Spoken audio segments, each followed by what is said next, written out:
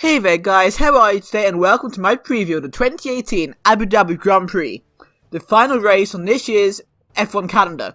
What is still to play for, and what else is there for us to look forward to. So let's get into it. So as you hopefully know, both the Drivers' and Constructors' Championship has been tied up, Hamilton winning the Drivers' his 5th world title, and Mercedes winning the Constructors' Championship 5th time in a row, pretty impressive. But what is still to play for? So let's have a discussion. So, starting with the Drivers' Championship, P3 in the Drivers' standings is still to play for. I guess you get a trophy for that at the end of the season awards, not sure. So, although we know the top two have been decided, there's still a battle between Ferrari's Kimi Raikkonen, Bottas, and Max Verstappen. So, of course, we can talk about, obviously, Raikkonen going into his final race with Ferrari. Should be okay to get P3. He is 14 points ahead of Bottas. So even if Bottas beats Raikkonen this weekend, providing Raikkonen performs fairly well, it should be okay. Because there would have to be a 14 point swing. So for example, if Bottas wins and Raikkonen were to come only in 4th, it would still be enough for Raikkonen to maintain P3 in the driver standings. But 14 points is not an unassailable lead, and Bottas has a chance to overtake him. And the other man involved in this battle, or fight, and I'm sure fight is Verstappen's favourite word, is Max Verstappen.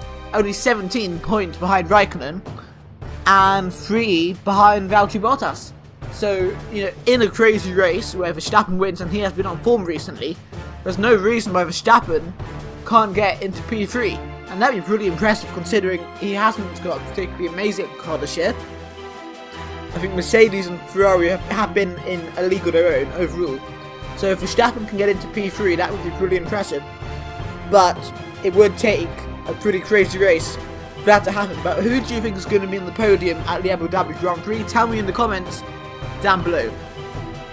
Next up, we have to talk about the best of the rest, which is also known as P7, which is currently held by Nico Hülkenberg in this Renault. So of course, I think lots of drivers have been involved in this, and lots of drivers have been in P7 at one point to another. So we've had Alonso, who was there for a while, we've had Perez, we've had Magnussen, and a few other drivers too. But Hülkenberg seems to be quite comfortable at the moment, 11 points ahead of Sergio Perez in P8. So again, it's not an unassailable lead, but considering these are cars you expect only to be in the midfield, and in the lower end of the points, 11 points is quite big. So for example, P5 will be 10 points. But you wouldn't really expect any of these guys to get above P7 unless we get some kind of crazy race. So it's going to be difficult, I think, for Perez to get ahead.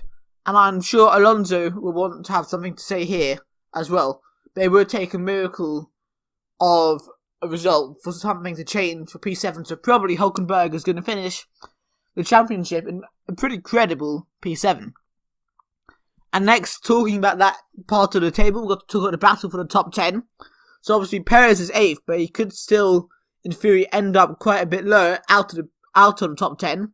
So of course, there's only 13 points between 12th place Carlos Sainz in the Renault, and Perez in the Force India at P8. So it could all turn around, but of course that is quite a big gap. And of course, Magnussen, Alonso, and Ocon are all there. Obviously, Alonso wants a strong race, being it's his final F1 race. We'll be hoping to finish in the points and make sure he's in the top 10 yet again. And then obviously, Ocon doesn't know what he's going to be doing next season or whatever. So he'll want to be in the top 10, just to show the skill he really has. So it's going to be an interesting battle there, with some drivers needing to prove a point, and obviously Alonso wanting to finish on a high, even though it has been a pretty poor season for the Spanish driver at McLaren.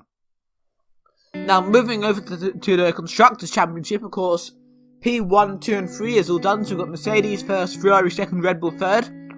That cannot change, which is kind of a shame. It would have been cool to have a battle at the very, very top going into this race.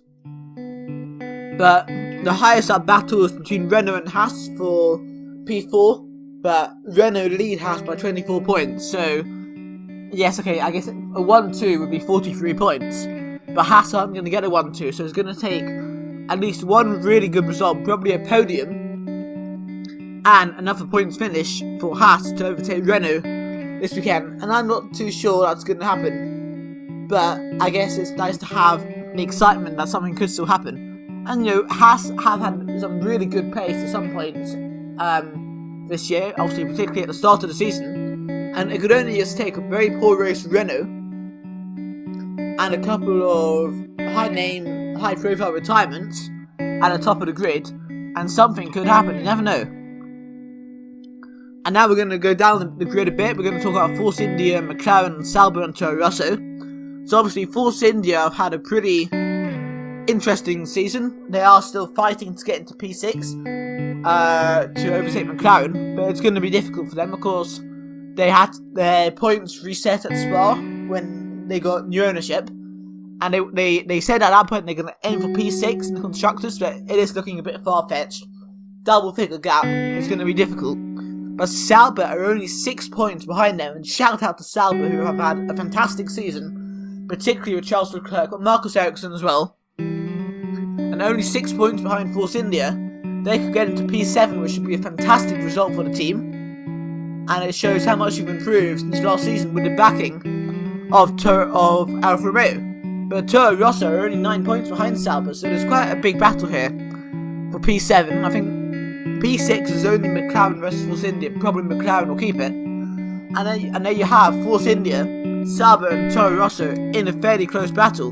And I don't think Toro Rosso are going to be able to get into P7, but there is a chance that it could be a swap, either between Sauber and Force India, or between Toro Rosso and Sauber. Tell me in the comments what you think will happen here. Sort of things to look out for as well. So of course it's Kimi Raikkonen's final race for Ferrari, and more to the point, it might be his last chance to win a Grand Prix. Of course, he's moving to Sauber for the next 2 seasons. That's his contract anyway. And of course, Sauber have improved a lot this year with the help of Leclerc and Marcus Ericsson. But they're not going to be in a position to win a Grand Prix next season. I highly doubt it. So it could be Raikkonen's final chance to win a Grand Prix ever. And I think a lot of people would want to see that one last time. It's also Daniel Ricciardo's last race for the Red Bull Racing team. So, of course, Ricciardo's had horrible luck this season and is moving to the Renault Works team next season, so it's going to be interesting to see how that all plays out. So, of course, there's also Carlos Sainz's last race for Renault before he goes to McLaren. So, lots of drivers having their final race at the team. Also, in that category, you can talk about Leclerc is leaving Sauber and Gasly leaving Toro Rosso, so Ferrari and Red Bull there, respectively. And so it's going to be pretty interesting to see how they all do in the midfield in their final race. And I wonder who's going to come out on top of Leclerc and Gasly next season. Also, Esteban Ocon is in his final race. At least for now, we don't really know where he's going to be next season. Of course, he's in the Mercedes Young Drivers Program, and maybe he can end up replacing Valtteri Bottas at some point at Mercedes, but I don't think Mercedes would do that to Valtteri Bottas, who's also looking for his first victory of the season at the Abu Dhabi Grand Prix. And then, of course, we have to talk about the McLaren boys. So, of course, it's Van Dorn's final race in F1, so now he's moving to Formula E, which I am going to be covering on my channel, by the way. But probably the biggest thing, it's Fernando Alonso's final Grand Prix, at least for now. Of course, he is moving on to better things, maybe next season, next year even. And it's his final F1 race. He's been in the sport for so many years now, over 15 years, won 2 championships, won many more races. And I, for one, I'm quite sad to see him going. But he did say he's not going to rule anything out about his future. So maybe somewhere in the future there is a spot for him on the grid in Formula 1. So yeah, tell me in the comments if you think Alonso will ever come back to Formula 1, or if this will really be his final Grand Prix. And on that note, I will see you guys next time.